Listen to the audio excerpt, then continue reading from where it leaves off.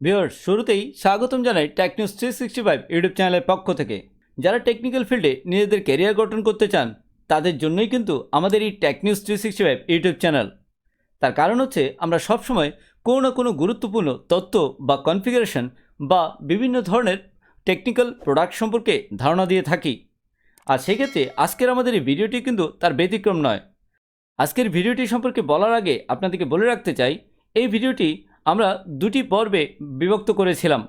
তার প্রথম পর্বটি নিশ্চয়ই আপনারা দেখে নিয়েছেন, আর যারা মিস করেছেন তারা অবশ্যই ওই ভিডিওটি আগে দেখে নেবেন। আর সেই ভিডিওটির পরের পর্বটি হচ্ছে আজকের আমাদের এই ভিডিওটি। আর সেক্ষেত্রে আজকের ভিডিওটির মাধ্যমে আমরা আপনাদেরকে উইন্ডোজ সার্ভার অপারেটিং সিস্টেম দিয়ে একটি ডিএসসিপি সার্ভার কীভাবে কনফিগার করতে হয় তার পদ্ধতিটুকু দেখানোর চেষ্টা করব। তাহলে ভিউয়ার্স, আর কথা না বাড়িয়ে এবার আমরা দেখে নেওয়ার চেষ্টা করি সেই উইন্ডোজ সার্ভার অপারেটিং সিস্টেমের মধ্যে একটি ডিএসসিপি সার্ভার কীভাবে কনফিগার করতে হয়। Please do the subscribe and hit the bell icon. চলুন ভিউয়ার্স, এবার আমরা দেখে নেওয়ার চেষ্টা করি উইন্ডোজ সার্ভার অপারেটিং সিস্টেমকে ব্যবহার করে কিভাবে একটি ডিএসসিপি সার্ভার কনফিগার করতে হয়। তার জন্য এর আগের ভিডিওটিতে আমি আপনাদেরকে ডিএসসিপি সার্ভার সম্পর্কে ধারণা দিয়েছিলাম। আশা করি সবাই ওই ভিডিওটি আপনারা দেখে নিয়েছেন। আর আজকের পর্বে আমরা ওই ডিএসসিপি সার্ভারটিকে কিভাবে উইন্ডোজ সার্ভার অপারেটিং সিস্টেমে ইনস্টল করতে হয় তার পদ্ধতিটুকুই দেখানোর চেষ্টা করছি। আর এক্ষেত্রে উইন্ডোজ সার্ভার অপারেটিং সিস্টেমে ডিএসসিপি সার্ভার কনফিগার করার আগে কিছু বিষয় আপনার জেনে রাখা উচিত। আর সেই বিষয়গুলো হচ্ছে, একটি সার্ভার অপারেটিং সিস্টেম ইনস্টল করার পর সেখানে ডিএসসিপি সার্ভার কনফিগার করার আগে আপনাকে চেক করে নিতে হবে আপনার ওই সার্ভারের টাইমটুকু সেট করা আছে কিনা। আর সেই ডেট অ্যান্ড টাইমটি আমরা সেট করতে পারবো আমাদের ওই সার্ভার অপারেটিং সিস্টেমে ডান পাশের কর্নারে আমরা নিশ্চয়ই দেখতে পাচ্ছি একটি ডেট অ্যান্ড টাইম। সেখানে রাইট বাটন ক্লিক করে অ্যাডজাস্ট ডেট অ্যান্ড টাইম দিয়ে আপনি চেক করে নিতে পারেন আপনার টাইম জোন এবং একই সাথে ডেট এবং টাইমটি ঠিক আছে কিনা। এইটুকু চেক করা হয়ে গেলে এর পরবর্তীতে আপনাকে দেখে নিতে হবে ওই সার্ভার কম্পিউটারটিতে আইপি বসানো আছে কিনা। আর সেটি দেখার জন্য আপনি ওই কম্পিউটারের লাইন আইকনের উপর রাইট বাটন ক্লিক করে ওপেন নেটওয়ার্ক অ্যান্ড শেয়ারিং সেন্টারে ক্লিক করবেন।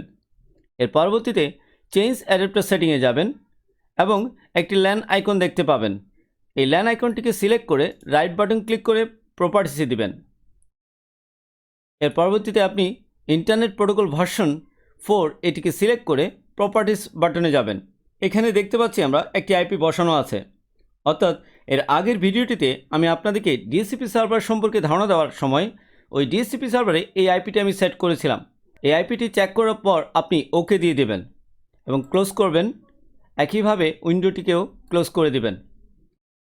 এরপর আরেকটি বিষয় চেক করবেন, সেটি হচ্ছে এই কম্পিউটার নামটি প্রপারলি দেওয়া হয়েছে কিনা। আর সেটি দেখার জন্য আপনি এই ফাইল এক্সপ্লোরে যাবেন। এরপর কম্পিউটারটিকে সিলেক্ট করে রাইট বাটন ক্লিক করবেন। এর পরবর্তীতে প্রপার্টিসে যাবেন এবং এখান থেকে দেখে নেবেন কম্পিউটার নেমটি প্রপার ওয়েতে সেট করা আছে কিনা। যারা আপনারা এই কম্পিউটার নেমটি সেট করতে চান, যদি আপনারা এই কম্পিউটার নামটি সেট করতে চান সেক্ষেত্রে অবশ্যই অ্যাডভান্স সিস্টেম সেটিংসে গিয়ে কম্পিউটার নেমে ট্যাবে ক্লিক করবেন। এরপর চেঞ্জ বাটনে ক্লিক করে এখানে কম্পিউটার নামটি দিয়ে ওকে বাটন ক্লিক করে চলে আসবেন। আর এইভাবেই আপনি চাইলে আপনার কম্পিউটারের নামটি সেট করে নিতে পারেন। এই মুহূর্তে এই সকল কাজ চেক করা হয়ে গেলে এর পরবর্তী আপনার কাজ হচ্ছে এই কম্পিউটারে ডিএসসিপি সার্ভারটি কনফিগার করা। আমরা এই মুহূর্তে যে ডিএসসিপি সার্ভারটি কনফিগার করছি যে উইন্ডোজ সার্ভার অপারেটিং সিস্টেম দিয়ে, সেটা হচ্ছে উইন্ডোজ সার্ভার 2012। আপনি চাইলে অন্যান্য ভার্সনও সেম প্রসিডিওরে একইভাবে কনফিগারটুকু করে নিতে পারবেন। তার জন্য আপনাকে এই উইন্ডোজ সার্ভার অপারেটিং সিস্টেমের বাম পাশে কর্নারে আমরা দেখতে পাচ্ছি একটি সার্ভার ম্যানেজার টুলস। এখানে ক্লিক করব। এর ফলে একটি ড্যাশবোর্ড ওপেন হবে। এই ড্যাশবোর্ডটি, এই সার্ভারের ড্যাশবোর্ডটি আসলে তার ডান পাশে কর্নারে আপনি একটি ম্যানেজ ট্যাব দেখতে পাবেন। ম্যানেজে ক্লিক করবেন। এর ফলে একটি ড্রপডাউন লিস্ট নেমে আসবে। এখান থেকে আপনি ডিএসসিপি সার্ভার কনফিগার করার জন্য তার রোলটি ইনস্টল করবেন। আর সেই রোলটি ইনস্টল করার জন্য আপনি অ্যাড রোলস অ্যান্ড ফিচারে ক্লিক করবেন। এরপর নতুন একটি উইন্ডো আসবে। সেই উইন্ডোটি আসলে আপনি নেক্সট বাটনে ক্লিক করবেন। একইভাবে আরেকটি উইন্ডো আসলো। এই অবস্থায় role based or feature based installation এটি সিলেকশন থাকা অবস্থায় আপনি নেক্সট বাটনে ক্লিক করবেন। এরপর আপনারা দেখতে পাবেন যে সার্ভার অপারেটিং সিস্টেমের মধ্যে আপনি ডিএসসিপি সার্ভারটি কনফিগার করছেন তার নামটি। আমরা চেক করে নেব সেই কম্পিউটারটি সিলেক্ট করা আছে কিনা। সেটি যদি সিলেক্ট করা থাকে এরপর নেক্সট বাটনে ক্লিক করব। এরপর আমরা দেখতে পাচ্ছি কিছু রোল। এই রোলগুলোর মধ্যে থেকে আমাকে ডিএসসিপি রোলটি ইনস্টল করতে হবে। তার জন্য আমি ডিএসসিপি চেকবক্সটিকে চেক দিলাম। সিলেক্ট করার ফলে আমি এখানে একটি উইন্ডো দেখতে পাবো। যে উইন্ডোটি আসলে আপনি অ্যাড ফিচার বাটনটিতে ক্লিক করবেন। এর ফলে ডিএসসিপি সার্ভারটি সিলেক্ট হয়ে গেল। এবার আপনি নেক্সট বাটনে ক্লিক করবেন। একইভাবে আবার পুনরায় নেক্সট বাটনে ক্লিক করবেন। এরপর আবারও নেক্সট বাটনে ক্লিক করবেন। এরপর লাস্ট এই উইন্ডোটি আসলে এবার এখানে একটি চেকবক্স আছে, যে চেকবক্সটির মধ্যে লেখা আছে restart the destination server automatically if required. যদি এই সার্ভার অপারেটিং সিস্টেমে ডিএসসিপি সার্ভার কনফিগার করার ক্ষেত্রে এই কম্পিউটারটিকে রিস্টার্ট দেওয়ার প্রয়োজন পড়ে, সে অটোমেটিক্যালি রিস্টার্ট দেবে। তাই আমি এটিকে টিকচিহ্ন দিয়ে রাখলাম এবং ইয়েস বাটনে ক্লিক করলাম। এরপর আমি ইনস্টল বাটনে ক্লিক করব। এর ফলে আমাদের এই ডিএসসিপি রোলটি ইনস্টল হওয়া শুরু হয়ে গেল। আর এই ডিএসসিপি সার্ভার রোলটি ইনস্টল হওয়ার পর পরবর্তীতে আমরা এই ডিএসসিপি সার্ভারটিকে কনফিগার করে নেব আমাদের কাজের ভিত্তিতে। আমরা একটু অপেক্ষা করি ডিএসসিপি সার্ভার রোলটি ইনস্টল হওয়ার জন্য। রোলটি ইনস্টল হওয়ার পর এবার আমরা ক্লোজ বাটনে ক্লিক করব। এখন আমাদেরকে এই ডিএসসিপি সার্ভারটি কনফিগার করে নিতে হবে। তার জন্য আমরা টুলসে ক্লিক করব। ক্লিক করার পর ডিএসসিপি টুলসটিকে ওপেন করব। এর ফলে নতুন আরেকটি উইন্ডো আসলো, যে উইন্ডোটির মাধ্যমে আমরা আমাদের ডিএসসিপি সার্ভারটিকে কনফিগার করে নিতে পারি। তার জন্য আমি এই ডিএসসিপির নিচের এক্সপান্ড বাটনে ক্লিক করব। এর নিচে আমরা দুটি ভার্সন দেখতে পাচ্ছি, IP4 এবং IP6। যেহেতু আমরা আমাদের এই সার্ভার অপারেটিং সিস্টেমের মাধ্যমে IP4 ভার্সনের ভিত্তিতে ডিএসসিপি সার্ভার কনফিগার করব, তার জন্য আমরা আমাদের এই IP4 এর উপর রাইট বাটন ক্লিক করে নিউ স্কোপে ক্লিক করব। এরপর আমাদের ডিএসসিপি সার্ভারে একটি স্কোপ নেম দেব, যে নামটির ভিত্তিতে আমরা একটি আইপি রেঞ্জ ডিক্লেয়ার করে থাকব। আর সেই নামটি দিচ্ছি আমি TN-DHCP। এই লেখাটি লেখার পর নেক্সট বাটনে ক্লিক করব। এখন সে আমাদেরকে বলছে ডিএসসিপি সার্ভার কর্তৃক যে অটোমেটিক আইপি থ্রো করবে তার রেঞ্জটুকু দেওয়ার জন্য। আর তার রেঞ্জটুকু আমরা এখানে দিয়ে দিচ্ছি 192.168.1.200।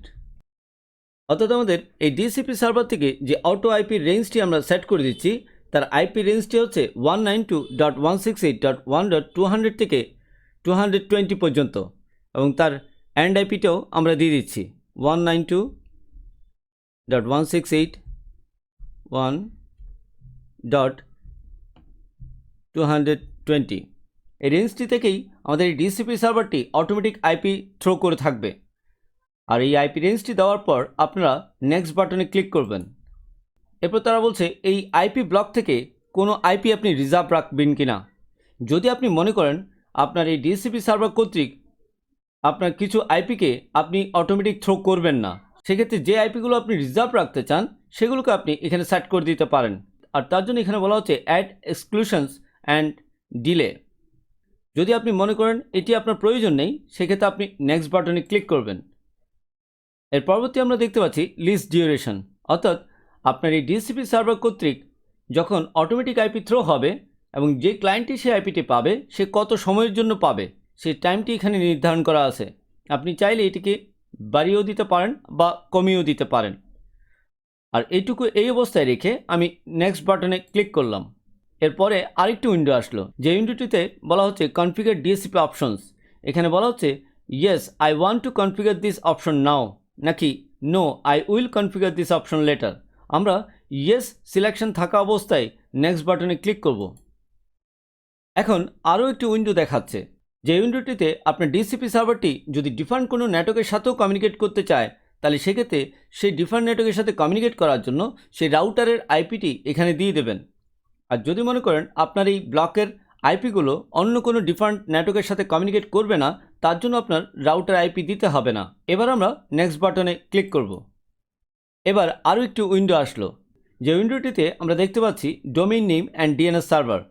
অর্থাৎ আপনার এই ডিএসসিপি সার্ভারটি কোনো ডিএনএস সার্ভারের ভিত্তিতে যদি পরিচালিত হয়ে থাকে তাহলে অবশ্যই সেই ডিএনএস সার্ভার অ্যাড্রেসটি এখানে দিয়ে দেবেন। আর সেটিও আমি এই মুহূর্তে এখানে সেট করছি না, তাই আমি পুনরায় নেক্সট বাটনে ক্লিক করলাম। এরপর দেখাচ্ছে উইন্স সার্ভার, অর্থাৎ আমাদের ডিএনএস সার্ভারের আগের যে ওল্ড ভার্সন যে ডিএনএস সার্ভারটি ছিল সেটির নাম ছিল উইন্স সার্ভার। সেক্ষেত্রে আপনার নেটওয়ার্কে যদি উইন্স সার্ভার থাকে তার আইপিটি তারা দিতে বলছে।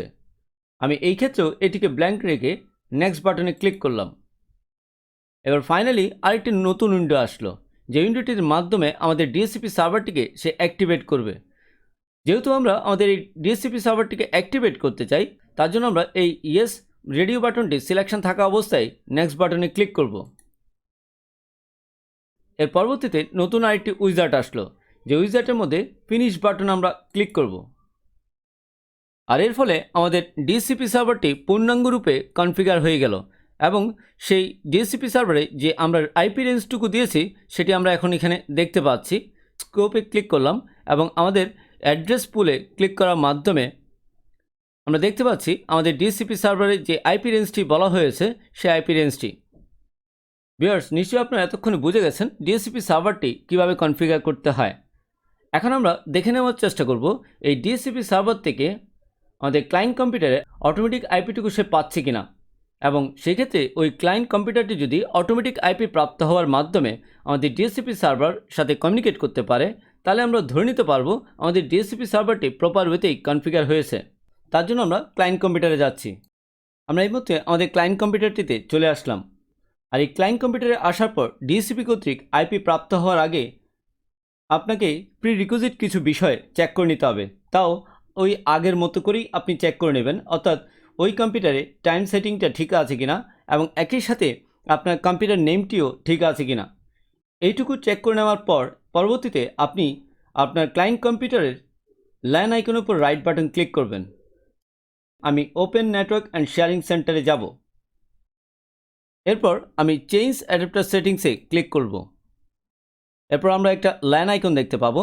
এই ল্যান আইকনটিকে সিলেক্ট করে রাইট বাটন ক্লিক করব। এরপর প্রপার্টিস সেকশনে ক্লিক করব। এর পরবর্তীতে ইন্টারনেট প্রোটোকল ভার্সন 4 এটিকে সিলেক্ট করে প্রপার্টিস বাটনে ক্লিক করব। এখানে আমরা দুটি অপশন দেখতে পাচ্ছি। তার মধ্যে একটি অপশন হচ্ছে use the following IP address, অর্থাৎ আপনার এই ক্লায়েন্ট কম্পিউটারটি যদি নেটওয়ার্কের মধ্যে স্ট্যাটিক পদ্ধতিতে কাজ করে থাকে বা আপনি ম্যানুয়ালি আইপি বসিয়ে থাকেন, তাহলে আপনি use the following IP address এখানে সিলেকশন করবেন।